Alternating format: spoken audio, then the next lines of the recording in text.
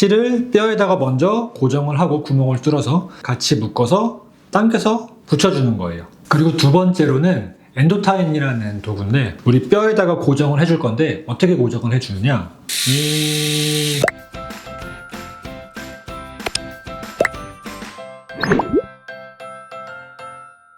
안녕하세요. 처짐에 대해 끊임없이 연구하고 처짐을 해결해주는 성형오빠 성형외과 전문의 박강균입니다. 오늘의 주제는 이마거상이에요. 그 중에서도 이마거상을 할 때 사용하는 고정 재료에 대해서 설명을 좀 드려볼까 하는데요. 이마거상 상담 받으러 오시는 분들이 계시면은 고정 재료가 어떤 게 있는지 설명하는데 시간을 좀 많이 사용을 하는데 그런 분들에게 좀 도움이 되실 수 있는 영상이지 않을까 싶습니다. 이마거상이란 어떤 수술인가요? 이마거상을 하는 가장 주된 목적은 처진 눈썹을 끌어올리는 거예요. 그리고 추가적으로 얻을 수 있는 이득은 이마거상을 하면서 이마에 있는 주름들까지 좀 팽팽하게 펴지는 효과를 얻을 수 있습니다. 그러니까 주된 타겟은 눈썹이다 라고 생각을 하시면 되고, 그럼 왜 눈썹을 타겟으로 수술을 하냐? 나이가 들면은 중력에 의해서 이마부터 피부가 쳐져 내려오게 되고 눈썹이랑 눈 사이가 점점 가까워지면서 눈이 되게 답답해지고 쌍꺼풀도 얇아집니다. 그 눈썹을 당겨줄 수 있는 수술이 바로 이마거상이다. 수술 방법은 크게 두 가지 단계로 나뉘는데요. 제가 뼈 모형을 보면서 설명을 좀 드릴게요. 이마에 피부가 이렇게 붙어 있다고 생각을 하면은 크게 두 가지인데, 첫 번째로는 뼈에서 피부를 분리하는 작업인데요. 기구를 이용을 해서 이 뼈랑 피부 사이의 공간을 이렇게 박리를 해줍니다. 그래서 피부랑 뼈를 떨어뜨려 놓는 작업이에요. 이렇게 꼼꼼하게 뼈에서 피부를 잘 분리를 시켜야지 나중에 당겨 올렸을 때 얘가 충분히 당겨 올라올 수 있고 당겨 올린 피부가 다시 내려가지도 않아요. 그러니까 이 박리하는 작업이 이마거상에서 핵심적인 작업이에요. 두 번째로는 이렇게 박리한 피부를 당겨 올려서 고정을 하는 거예요. 예를 들어 풀 같은 걸로 여기다가 이렇게 묻힌 다음에 딱 붙여주면 제일 좋은데, 사실 우리가 사용할 수 있는 그런 풀 같은 재료는 아직 개발되어 있는 게 없어요. 그러니까 당겨 올린 거를 어떻게든 고정을 해야 되는데, 그때 고정을 할 때 사용을 할 수 있는 재료들이 몇 가지가 있습니다. 첫 번째로는 일반적으로 사용하는 실이 있고요. 두 번째로는 엔도타인이라고 하는 특별히 제작된 수술 도구가 있어요. 여기 보시면은 첫 번째로는 실제로 수술을 할 때 사용을 하는 실인데, 이 실은 우리 머리카락 굵기의 2배 정도 된다고 생각을 하시면 되고, 길이는 이것보다 훨씬 더 긴데 제가 일부러 좀 잘라서 가져왔어요, 보기 편하게. 그리고 이 바늘은 생각보다 조금 더 굵죠. 그래서 얘를 이마거상 수술을 할 때 뼈에다가 먼저 고정을 해요. 뼈가 하얘서 잘 안 보이시죠? 저희가 좀 잘 보이는 뼈로 다른 걸로 좀 갖다 주실래요? 저희는 검은색 해골도 있어요.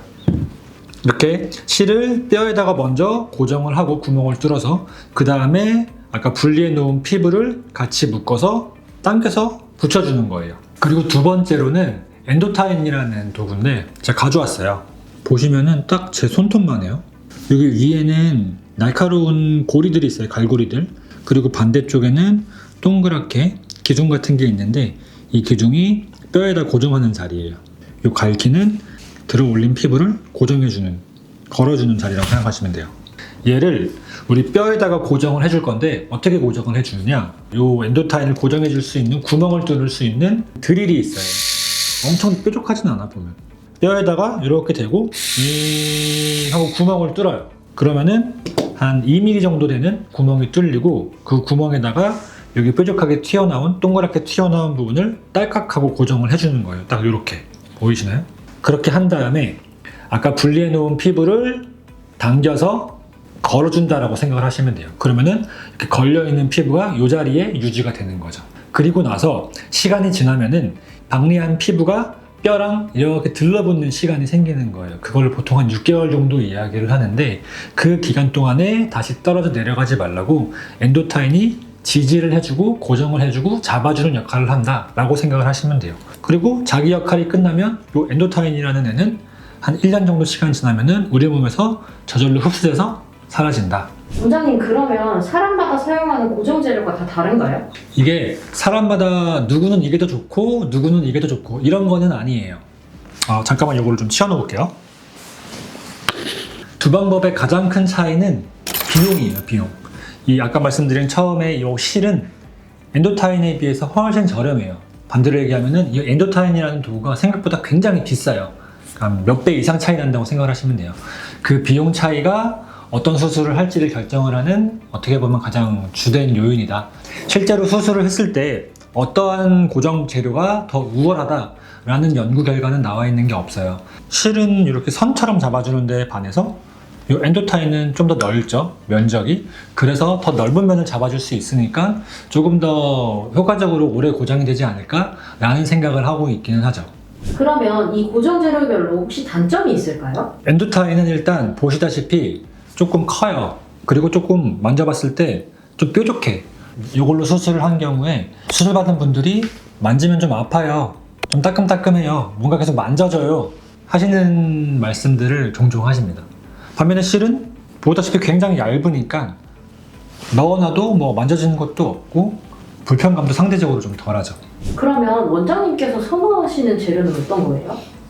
저는 엔도타인을 훨씬 선호해요. 왜냐하면은 얘가 조금 더 수술을 하기가 기술적으로 조금 더 편해요. 박리를 해놓고 드릴로 구멍을 뚫고 얘를 딸깍 꽂아서 걸어주면 끝이에요.